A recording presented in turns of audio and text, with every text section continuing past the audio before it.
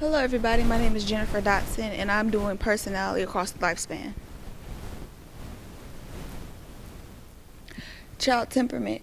Children at this age are too young to answer questions about their own personality, so researchers based it off their personal temperament.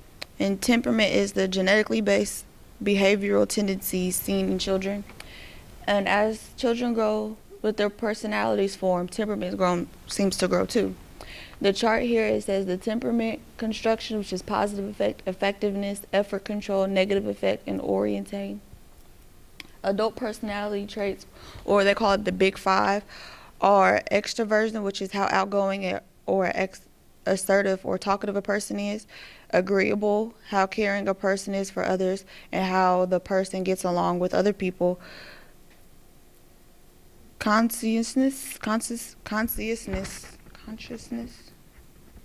how neat, organized, and achievement-oriented a person is, neuroticism, how worried and angry a person is, openness, how interested a person is in trying new activities and playing with new ideas, beliefs, and value systems.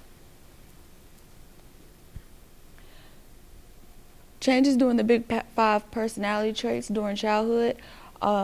All adolescents' personality mature as they learn better control of their emotions and actions. Children from 18 months to 9 years old, they are less likely to be emotional and more active, but their shyness increases. Between 4 and 9, they become more inhabited.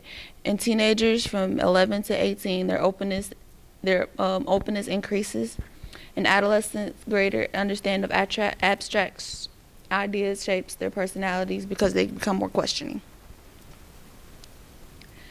Changes in self-esteem. Self-esteem is moderate during elementary school. It goes down in the early teenage years and it increases in the early adulthood. Changes in the big five personality traits from young to old. People become less neurotic and more consciousness, increase in aggressiveness, assertiveness, and agreeableness. Openness increases between 18 and 22, but then later decreases to 60. The mean level changes and the rank order consistency are both involved. Mean level changes, that is when they shift in population average scores with age, and rank order consistency is comparing someone to an average person with his or her age. Changes in self-esteem and narcissism from young adulthood to old age. Self-esteem increases slightly in people from their 20s to their 60s. After the 60s, their self-esteem decreases and their narcissism declines with age. The decreases is possibly due to retirement and income change.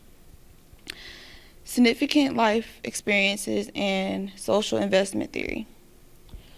Entering full-time workforce. High school graduates who started working increased their consistency faster than those who went to college.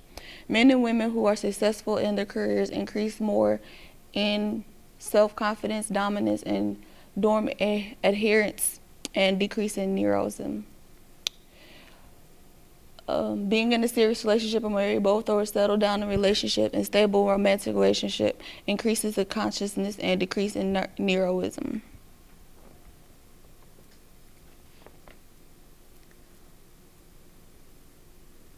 This is a chart that is Erickson's life stage chart. It goes from infancy, there's trust and mistrust, early childhood, anonymity versus shame, preschool,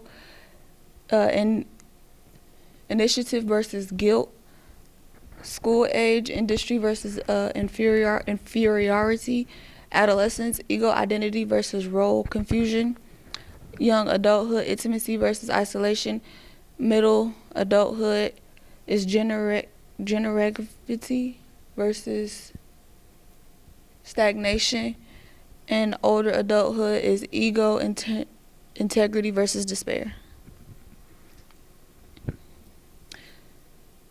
Being a parent, those who have two or more children, they are often their neuroticism increases.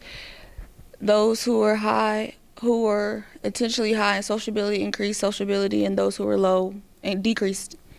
Experiencing negative or positive events. College students who have negative experience, they increase more neuroticism, and those who have positive experiences decrease in neuroticism and increase in extroversion and agreeableness and conscientiousness. Birth order. Only children are misfits and unstable, and they have better relationship with their parents. They're more narcissistic. Middle children are different from their older siblings. They're not as close with their parents, and studies have shown that birth order does affect personality as much as people would predict, but studies has not been replicated. For older siblings, they're more dominant, responsible, are more likely to perpetuate the beliefs of the other parents of the society, are more bossy, establish a position with their parents, and score higher on conscientiousness and neuroticism.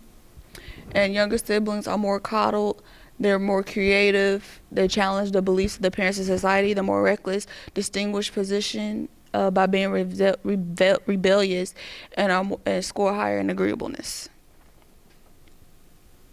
Birth order. Birth order is whether you are the oldest or middle or youngest in your family or the only child.